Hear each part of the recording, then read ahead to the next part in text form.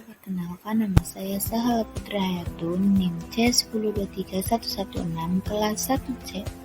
Edukasi keperawatan mengenai etika batuk.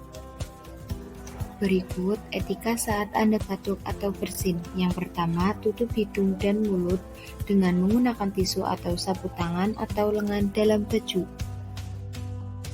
Segera buang tisu yang sudah dipakai ke dalam tempat sampah. Kemudian cuci tangan dengan menggunakan air bersih dan sabun atau pencuci tangan berbasis alkohol. Kemudian yang terakhir, gunakan masker.